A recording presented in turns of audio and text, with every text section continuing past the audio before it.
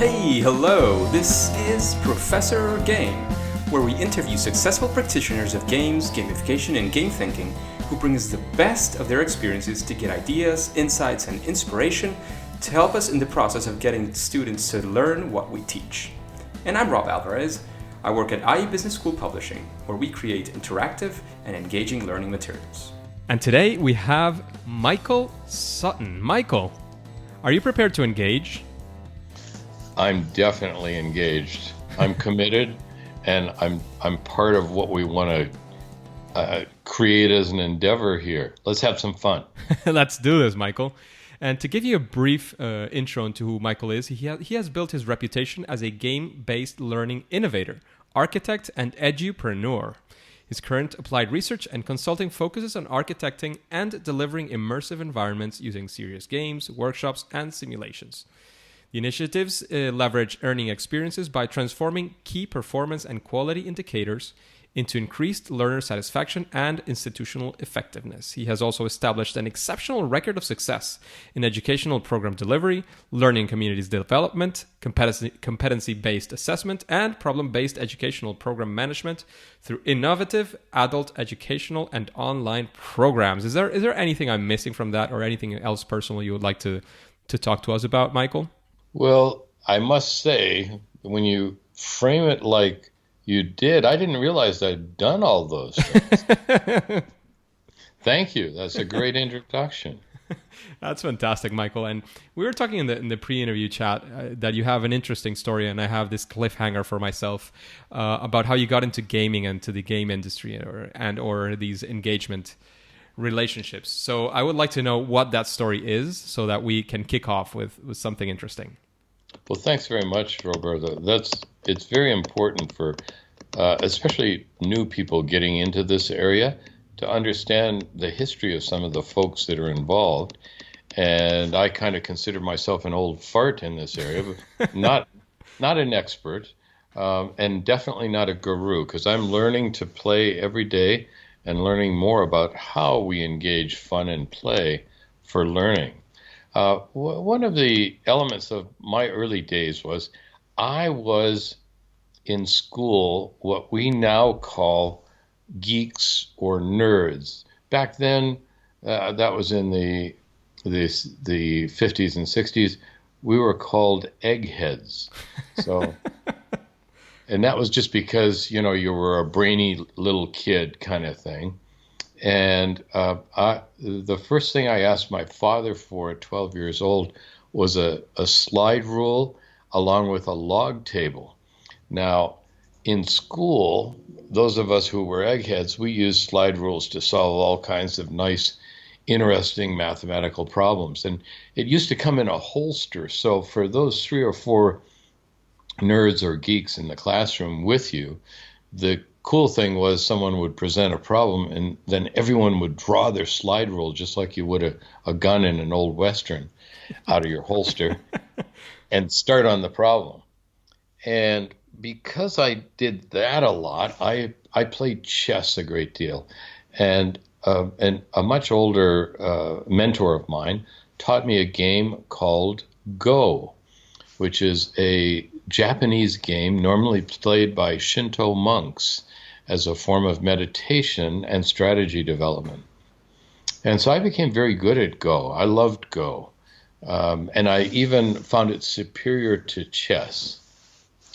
And I was one of the first kids in our high school to buy one of those supposed expert system, artificial intelligence boxes that you could play chess against.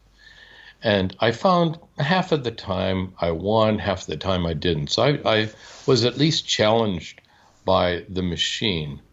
And from that, started to play games like Risk, Diplomacy, Stratego, a lot of the early classical strategy games associated with having board games.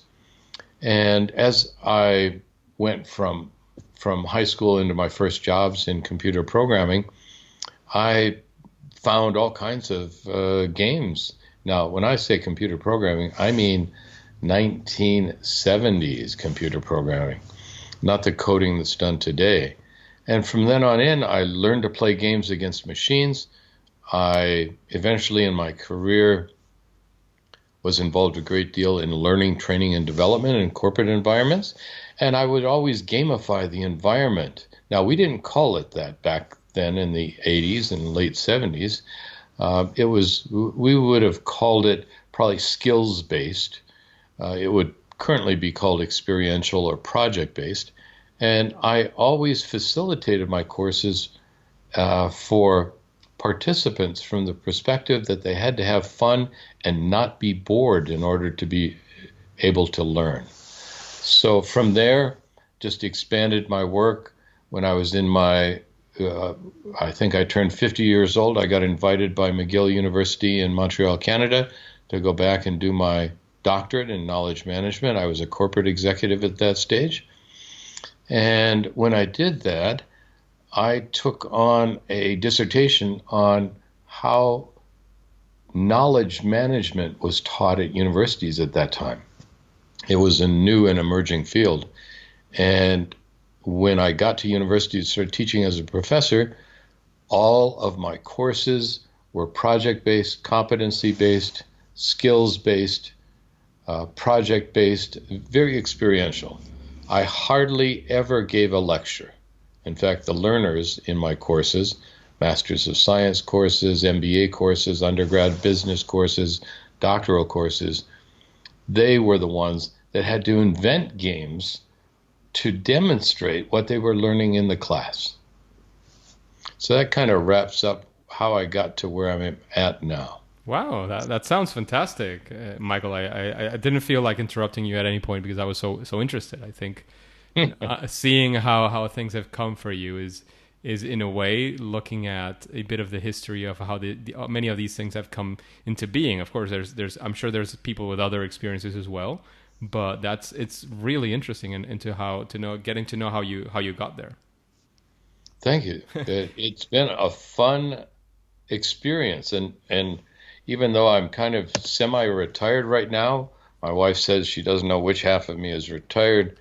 I'm at the stage where I want to contribute significantly more toward higher education, toward corporate learning and development by helping to transform these very staid, boring courses into something that learners will want to embrace, engage in, commit to, and walk away with sticky knowledge. That's true. That's true. So now, Michael, I would like to precisely take all of your experience and all this baggage that you might have from all these things that you've done, and ask you for a story. And this is the kind of story that I like to call the story of maybe your favorite failure when using these strategies that now are called gamification or maybe creating games. Especially, it would be ideal if it's in the training or learning or educational arena. And of course, I always like to frame it, if you will, into something that probably took you into a place of learning a lot from such an experience, because failure is always accompanied as well from a lot of learning, or perhaps even by future success. So tell us that story, Michael. What does it look like? Well, I'm glad you bring this up, because even in knowledge management, lessons learned, after action reviews, etc., are incredibly useful foundations for knowledge acquisition and knowledge sharing. So within the gamified environments, one of the problems, I've got kind of two mini stories. One of the problems I ran into when I was using game-based learning in a business school was that the faculty would come by my office on occasion. I was kind of in a central area, so they would have to pass by. And these are faculty who, I was a recently minted PhD at that time, even though I was 57. These were faculty who had been teaching for 30 years, and their noses were up in the air. And they would see all these boxes of games, Legos, all of these things on the wall that would be board games that the learners had created. And they would put their nose in the air and they would say, "How is it that your students can learn by having fun?" And my response was, well, I think you probably started in a sandbox somewhere. That would have been your first learning experiences. And guess what? You forgot to have fun. I said, how are those learners handling all those boring 3-hour lectures? And the response from a couple of the professors were, well, if they do not hear my golden words, there is no way they can learn. So that was one of my significant failures, was I could not get the staid traditional university professors to see a value proposition in a business school for something like game-based learning. The second area I ran into was one class, a course I gave. At the end of the first class of that course, I asked, as we're embarking upon the next 8 weeks, any issues, concerns that you'd like to talk about right now? And at least a third of the class raised their hand, and we had a discussion, and basically the biggest problem they had was that this game thing and creating a game to demonstrate their learning, why couldn't I just lecture at them for 3 hours, take tests, and give them a mark? So that class, because a third of the class participants went to the dean and complained that they wanted someone much more conventional, and these were millennials, Gen X, and Gen Y. So I failed miserably in that course. Wow. And from the two experiences, Michael, what would you say is your key takeaway? Like you were mentioning before, and when building knowledge, what would you say? Like, hindsight is always 20/20. What do you think would be something that we could learn from and say, well, in the future, if I encounter a situation like this one, maybe I could run in this direction? Well, you might want to run totally into the woods screaming and kicking. I mean, one of the things that I forgot to do was to market and advertise. I mean, it's a business school. I should have known better. I should have realized. If you're going to create a game, you better advertise it, because if nobody buys it, it's almost as though you didn't create it, right? That is correct. So if the learners hadn't realized that in coming into my course they were going to be playing games, then it must have come as quite a shock to them. So finding incremental ways to make the learners more aware of how games play a critical role in learning, instead of assuming they would want to play games, would be my takeaway from the learner side. From the professor side, I'm sorry, but most of our universities are so caught up as bureaucracies that they've forgotten that they're there for the learning. And what these professors demonstrated were that the university was there for them, for their comfort. And there would be nothing I could do to change that. I tried for 9 years at the university I was at. It did not work. That's too bad. But I didn't want to jump into that before you mentioned it. But I would say that if somebody responds that way, I mean, they might even be very accomplished and successful professors. I'm not saying that everybody has to use this approach, and otherwise they're a failure. But Right. Having said that, there might be others who would greatly benefit from that, because their classes are mediocre at best. But there's nothing you can do about getting them into doing something new if they're very comfortable where they are, and they don't really care about changing, and they don't really care about getting better and learning by themselves as well. Then I mean, it's not on you. They're not the objects of your learning. So probably what I would say is, of course, you can always have those interactions and try to convince them, but the main thing is that you do your thing and you do it great. Well, that was the mission I took on. And regretfully, though, normally we got at that university a sabbatical in our 8th year to go off and do research. So I submitted my proposal. It was a peer-reviewed proposal, so my faculty had to approve it. And it was not approved. Hmm. So I decided to resign and find other avenues I could work in where people could appreciate better what I could contribute. But that's I'm sure that after that you also had. I mean, you're here now today. We're talking today in this podcast. You're as we mentioned in the introduction, you're very accomplished in what you do. So I'm sure that was just maybe a bump in the road, and you got many other interesting things going on right after that. Oh, yes, very much so. So Thanks that for was bringing actually a us good back. thing Well, to happen thanks for almost. bringing us back to the positive side. Thank you. No, I'm sure, and as usual, I don't think that failure is final or fatal in any way. I mean, of course, unless it brings fatality in itself. But even then, there's things that you can learn, and there's always a bright side on the other end, and there's many things that we can learn and that can help us improve ourselves Well, after the experience.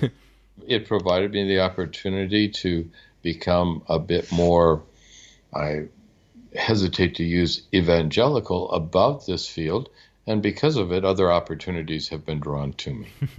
That's it.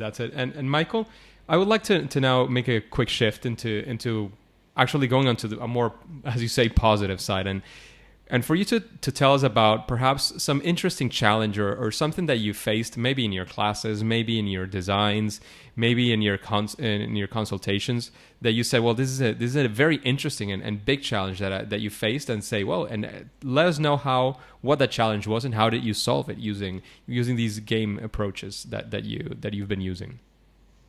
Well, the biggest challenge I have encountered in teaching leadership and teamship is that there is so much good academic foundational material in this area now, and yet much of it is just that, academic and not pragmatic. So when I delivered an MBA leadership course, one of the first things I said to the learners in the class was, will you be comfortable going outside of the classroom? And the majority response was yes. So I would take them into the hallways. We'd set up games in the hallways and in the atrium where they would learn skills associated with leadership and competencies. And I evaluated and assessed those using a rubric as a way of demonstrating to them that to learn, you have to do it. You cannot just read about it. And in fact, one of the interesting exercises I had for them was when we hit a module on the entrepreneurial mindset, I said, okay, here's $10 for each of you. So out of my pocket, I gave each of them $10. And there's 21 people in the classroom. And I said, now you got to work in groups of threes. You go downtown, and you've got to break the 10 into ones, and you have to give away $1 bills one at a time to strangers, and your other two team members need to be observing you and filming you. That was the most revolutionary thing any of them had ever done. First off, if you've ever been in a situation where someone comes up to you in the street and wants to give you money, you know that that's not an easy situation as one would expect. And of course, I ruled out street people, etc., that they could give the money away to. You had to get regular people on the street. At the end of that game, they came back. Most of them had about $8 left. They give it back to me. And then we played a number of the videos of them trying to give away their money. I said, so what have we learned about marketing? What have we learned about communication? What have we learned about emotional intelligence? And we spent the next two classes debriefing on that singular experience. Wow, that sounds like a very, very interesting experience. And before you were mentioning as well that if you want to learn something, you have to do it. And I've heard a number of times recently, if you want to be, do. And it was especially a guy who is one of my inspirations for creating a podcast. And he said, if you want to be a podcaster, then you have to do podcast.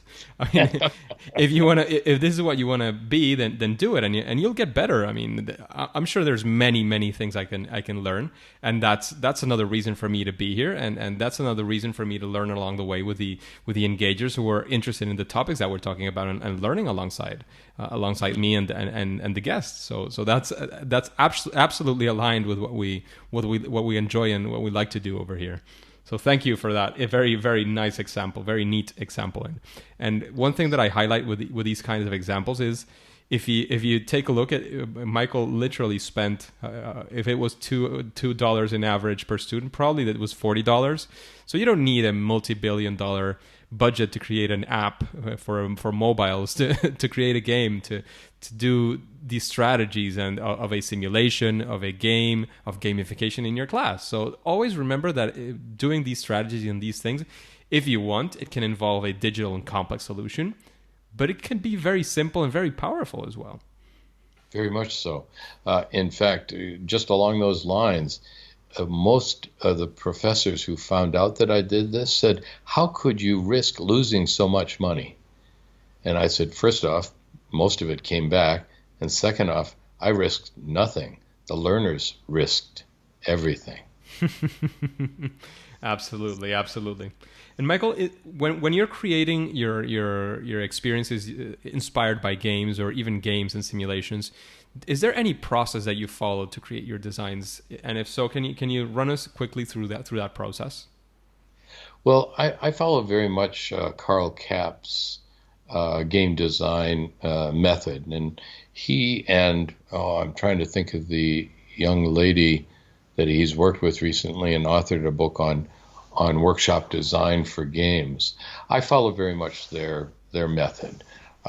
There's no reason to create a new one, and much of their method is very parallel to the agile approach and design thinking approach to building new things. So integrating design thinking, indicating Carl Kapp's approach, gives people a very good foundation to prototype their new game, serious game. Yeah, that's true. Actually, Carl is a past guest from this show, and he was mentioning the book. I'm trying to remember the name of his co-author, and I'm actually in his webpage right now. I'm trying to find it, but I can't see the name of the. Maybe it's one of the newest books as well. Anyways, that's fantastic. So if you want to know what Michael does, you can just follow Carl and take a look at his process and follow it as well. And I think it's a very valid and useful strategy. I don't have like my own registered, very differentiated process from everybody else. What I do is take bits and pieces from processes that other people use, and sometimes use one, sometimes use another one, and take the best out of it depending on the situation. So that's very valid and very useful as well, Michael. And thanks for that validation, so to speak. Well, one of the things that we're always presented with, there must be I've counted 22 different methodologies for game design and game mechanics.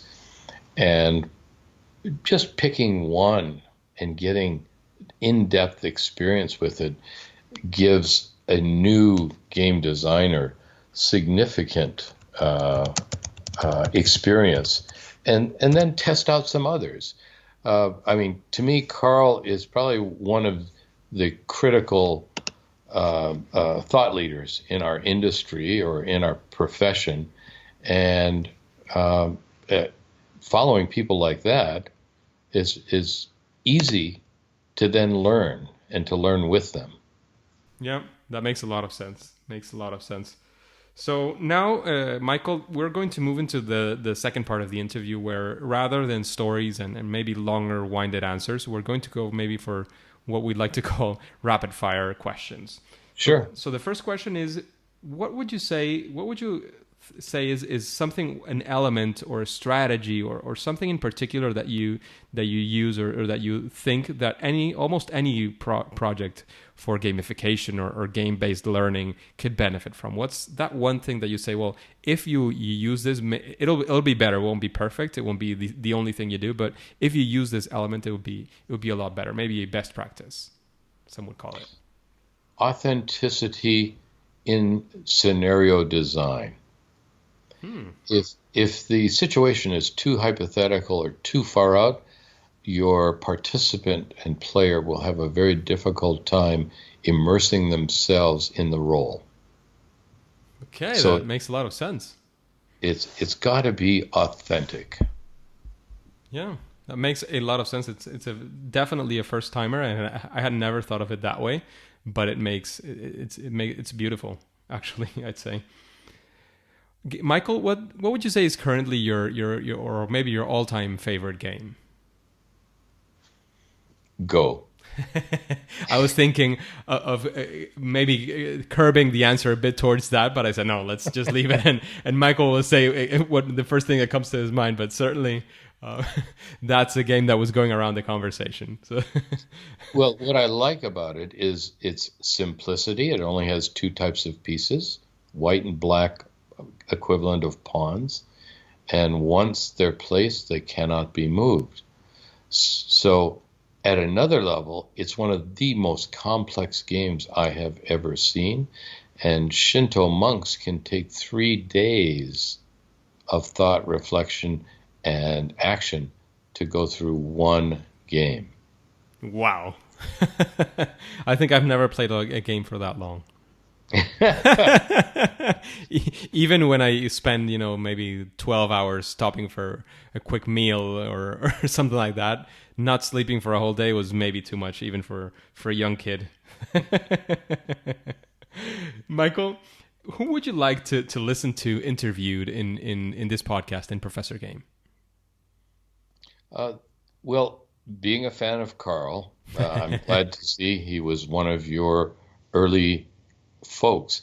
But there's a new fellow who I have found embodies the entrepreneurial spirit towards simulations and serious games as a corporate executive in charge of his own company.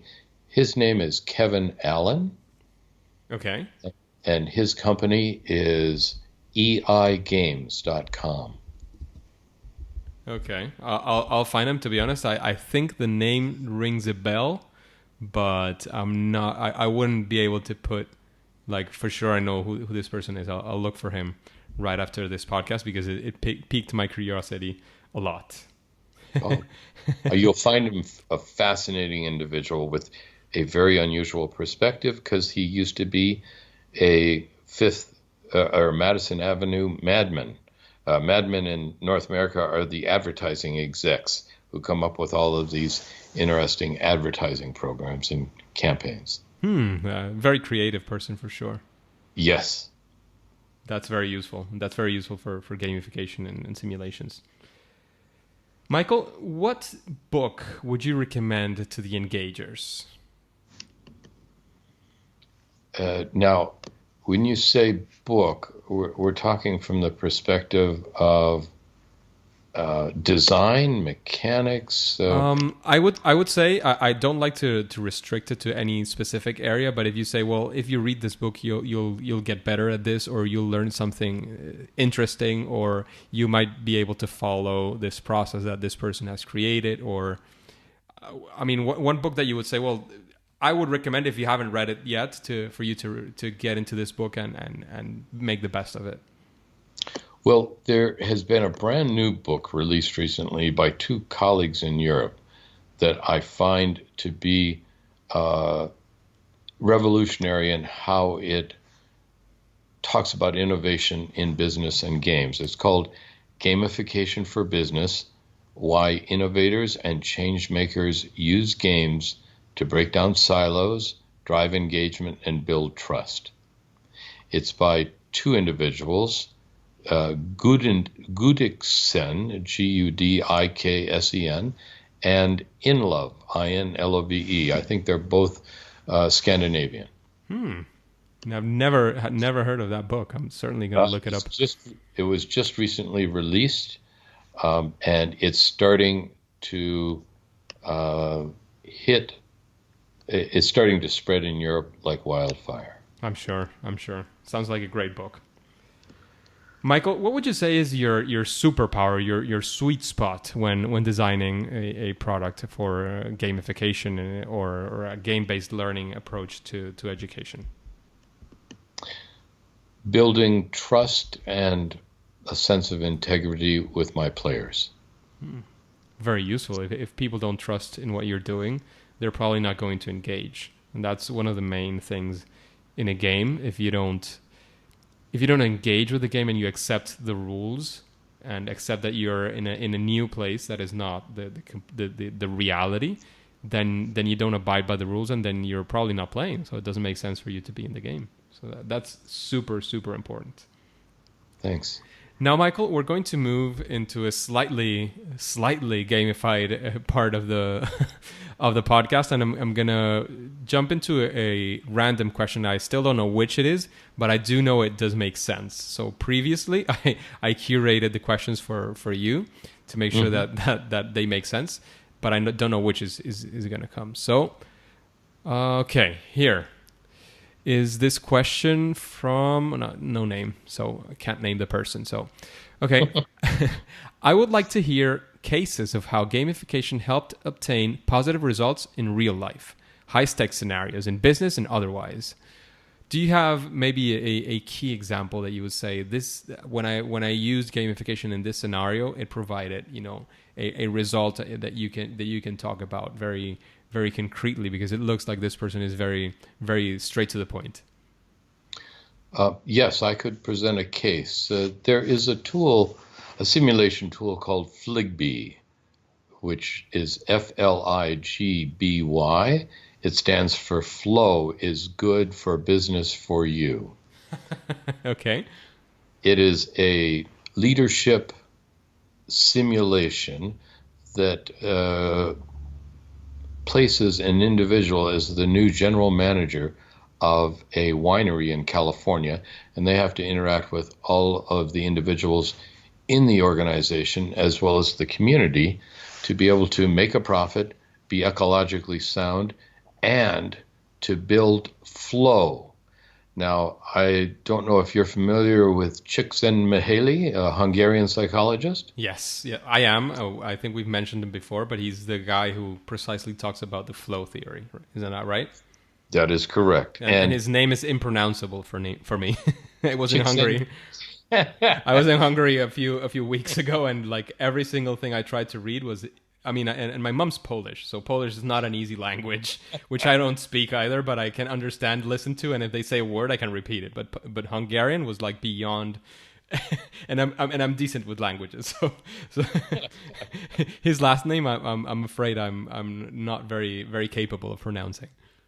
Well, Csikszentmihalyi consulted with the designers of this game to introduce a flow meter into the simulation, along with identifying and assessing 21 leadership competencies during the playing of the sim. This is not a simple sim. This takes 8 to 12 hours to play. Wow, that's intense. And normally it starts out with a facilitation session that introduces the case material and helps to situate the players, most of whom are involved, and in this case, were involved in a corporate environment where the senior leadership wanted to identify the emerging leaders to start coaching and mentoring them over the next 5 years to take more senior positions in the firm. And very high stakes, for sure. Oh, very much so. And during the playing of the game, the facilitator has the chance to watch how individuals answer and respond to the different decisions or make sense of the problems that are there. And at the end of the simulation, there's another debriefing talking about what went on. There is no one approach or answer to win the game. The biggest win is whether you can create flow through the flow meter as it's being assessed by the way you interact with people and your emotional intelligence skills. And then a report is generally generated from Fligby, which can go to HR directors or senior executives to see where the strengths and areas for improvement are for the individuals who are being considered for more senior leadership positions. Wow, wow, wow. It sounds amazing and very deep. I mean, that's the kind of thing when we talk about that we've mentioned this many times before about the flaws that we have that are repairable and that there's many things that we can do. But when we talk about, for example, the grading system and how tests are most commonly done and how they fail for many people. I mean, and it's not probably the person's fault, as they say. If you evaluate a fish and his ability to climb a tree, he's going to fail. But he's a fantastic swimmer. So that kind of situation where you actually evaluate the people doing the thing that you're expecting them to do, and you have a system that can back that up with, I'm sure there's a lot of research behind it. There is. That's exactly the kind of thing that we're talking about, and it's almost like peeking into the future. In my belief, that's the kind of thing that will drive education forward, and that's the kind of thing that we strive for when we talk about gamification and changing education and changing the whole system, the system as a whole, through strategies that we like to call gamification. So thanks a lot for that one, Michael. Well, in fact, it's my theory that these new serious games and sims, role-playing, LARPs, ludology, they're all building upon a brand new language on the planet for us to find ways to motivate and engage new behaviors. And back in the 60s and 70s, Marshall McLuhan, a Canadian in the communications area, talked about the media is the message. I'm a proponent at this stage that gaming, play, fun within the serious game and sim context will generate a new meta language we will start to use to overcome complexity, volatility, the uncertainty around us. Yes, definitely. I completely agree. Michael, lastly, we were also talking and you mentioned that you might be publishing a book in maybe this year. Is that right? Yes. September of this year it'll be coming out. I'm about 4 chapters in. My co-author is about 4 chapters in. We've got maybe a chapter or 2 each to go. And it will be on how to really market and create the business case in organizations for game-based learning using serious games and sims. Something I'm definitely going to look into. So please let me know when that's coming out. Will do. Once it comes out, because it's something I'm definitely very interested in taking a look at. So Michael, if there's anything else that you'd like to add to this interview, please go ahead. And also, I would like to ask you after that to give the engagers a final piece of advice. Especially, I like to gear it towards those that are starting off or who are on the fences yet and taking a look at this podcast and reading something. Let them know what do you think would be like perhaps a nice next step or maybe just encouragement into why this works. Whatever you wish would be a useful advice for our listeners. Well, I must say that one of the fears most new designers will have is that their games will either be boring, unplayable, or just plain crap. Except that it will. Your first 3 games, more than likely, will be the worst possible games you will ever design. But that's because you need that experience. Just as when you started to drive a car, you had to learn how the clutch worked if it was a manual transmission. Even an automatic, you had to learn how to merge into traffic on very fast highways. And when most of us were younger and started to learn to drive, we got into a number of accidents.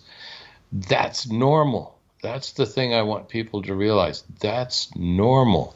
Do that. As we were speaking of earlier, act and do. Make it happen. You've got to have those under your belt.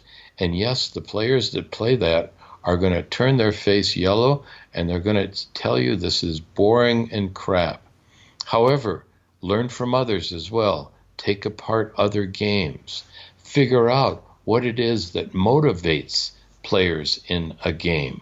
And there are multiple dimensions for these. And don't be afraid to contact the game authors to learn more. Most game authors would welcome a conversation over the phone or in person because you're interested in how they think and feel and behave. And those are the three major dimensions for any game: the cognitive side, the emotional side, and the behavioral side. So if you can talk to a few authors of games, you're going to learn so much more after you've tanked your first 3 games. That's fantastic advice. And again, failure is not final, it's not fatal. And there's many ways to fail forward. And something I like to do, and when people are starting off especially, is to let the students know this is something that you're testing out, and ask for their help, involve them. And it could be a fantastic experience for learning for the two sides, for you and for your learners, for sure. Exactly. Michael, is there any way that we can contact you in the future? Any webpage that you would like to drop right here? And I guess that after that, it will be time to say game over. Well, I believe I've forwarded to you my LinkedIn URL. Yes. Please make that and my email that I had forwarded to you available. I'm more than happy to engage people in a great conversation. Fantastic. I will put those on the show notes. Michael Sutton, with 2 T's in his last name, Sutton, Michael, as in Michael. You can probably find him on LinkedIn, but anyways, it will be available as well. You can go to professorgame.com/podcast, and you will be able to find Michael very, very easily. So Michael, thank you very much for your time. Thank you very much for your experience, for sharing all of these experiences that you've had with the engagers. But now it's time to say game over. Game over it is. Thanks so much, Roberto. Thank you, Michael. Bye-bye. Engagers, it's fantastic to have you around. This podcast only makes sense because we have you. Let's connect on Twitter so you can let me know who would you like to have as a guest on Professor Game. What would you expect from Professor Game in the future? What are the struggles that you might be having right now in your gamification, or getting started with gamification, or on your latest gamification project? My Twitter account is @RobAlvarezB. Let's get the conversation started. I'm always sharing content on gamification, especially around education. So if you really enjoy these kinds of episodes with people like Michael Sutton, you might want to wait before you click continue, because perhaps you would like to know what the 7-step process of Pete Jenkins looks like, don't you? Then you have to listen to the next episode of Professor Game with Pete Jenkins. It's next week. See you there.